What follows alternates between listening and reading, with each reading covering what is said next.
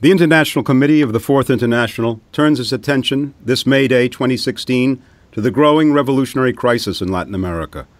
This region of nearly 630 million people is emerging as both an explosive arena of the world class struggle and another battleground in the drive by U.S. imperialism to impose its global hegemony by means of escalating military confrontations.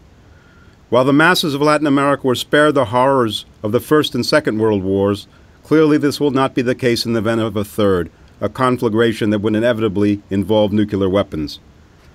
U.S. imperialism, which long referred to this region contemptuously as its own backyard, has faced mounting challenges to its historic regional hegemony from global rivals, particularly China. Trade between China and Latin America has increased by some 2,000% over the past 15 years. Plans have been unveiled to build a new Nicaraguan canal that would eclipse the Panama Canal, and a transoceanic railway between Brazil and Peru, Chinese-funded projects aimed at redirecting the region's economies towards China. Pentagon strategists have warned that China's increasing economic ties to the region are undermining U.S. influence. They argue that the Obama administration's pivot to Asia must be accompanied by a pivot to Latin America.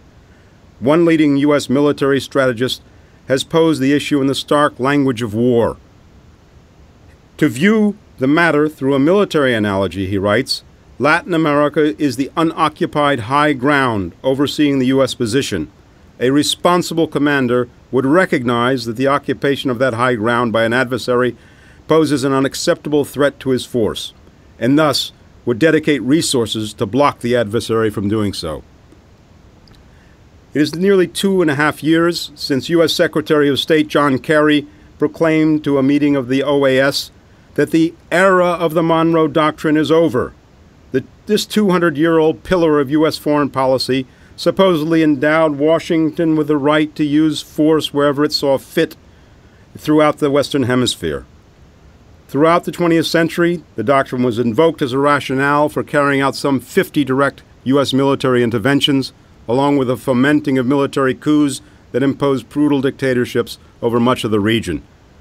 Kerry's statement notwithstanding, it is evident that a new and even more virulent form of the Monroe Doctrine is being prepared to justify an explosive growth of militarism, directed not only against China, but at the working masses of Latin America itself, and directed at asserting U.S. imperialist domination over the entire Western Hemisphere, its markets and resources. Washington is determined to exploit the growing economic and political crises sweeping the region, in large measure the product of the collapse of the commodities and emerging market booms, to further these ends. Brazil, the region's largest economy, is facing its deepest economic downturn since the Great Depression of the 1930s, with over 100,000 workers being laid off every month and inflation eating into the living standards of the masses. Venezuela's oil export-dependent economy is projected to shrink by a staggering 8% this year, while its inflation rate is expected to top 700%. The crisis has undermined one government after another associated with Latin America's so-called turn to the left, from the ousted Peronists of Cristina Fernandez in Argentina to the Workers' Party, which now faces the impeachment of Dilma Rousseff in Brazil, Nicolas Maduro in Venezuela, confronting a recall drive, and Bolivia's Evo Morales denied another term in a popular referendum. All of them headed bourgeois governments that defended capitalist property relations. Brought to power to stabilize capitalist rule, they employed minimal social assistance programs to dampen the class struggle, while utilizing rising commodity prices and trade with China as a means of asserting a certain independence from Washington. The economic crisis and their growing attacks from the political right have only driven these regimes themselves to the right, attacking workers' struggles and imposing capitalist austerity measures. The International Committee of the Fourth International and its supporters in the Socialist Equality Party in the United States oppose every maneuver and intervention by U.S. imperialism to exploit these crises to reassert U.S. imperialism's domination of the region. At the same time, our movement insists that the attacks by both imperialism and the native bourgeoisie can be defeated only by means of the independent mobilization of the working class throughout the Americas, based on a revolutionary socialist and internationalist program.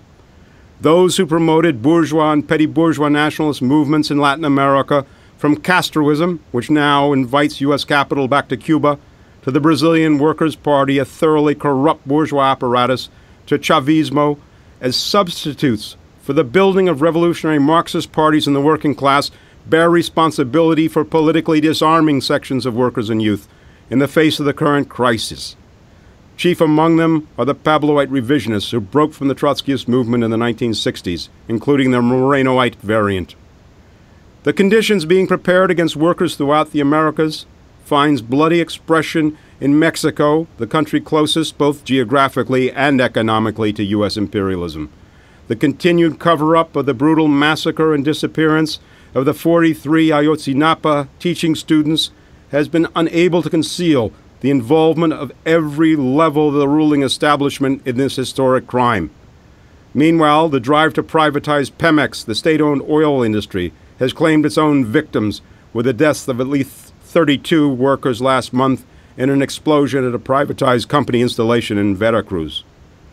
Just as in Europe, so in Latin America, the approach of war goes hand in hand with a vicious persecution of refugees and immigrants. In the United States, Republicans like Donald Trump have sought to whip up anti-immigrant fervor to divide the working class, while the Obama administration imposes its own wall of repression, imprisoning in detention camps and deporting families and children fleeing the social devastation wrought by U.S. imperialism in Central America. It has also contracted out repression to the Mexican and Central American security forces, which have been guilty of torturing and murdering migrants. The ICFI and the Socialist Equality Party in the United States unconditionally defend the right of refugees and of all immigrant workers and youth to live and work in the country of their choice without being subject to repression and deportation. We fight to unite workers across all the hemisphere's borders in a common revolutionary struggle against war and for the socialist United States of the Americas. This perspective can be realized only through the building of a socialist and internationalist leadership in the working class.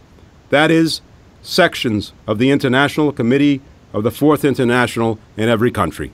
Thank you.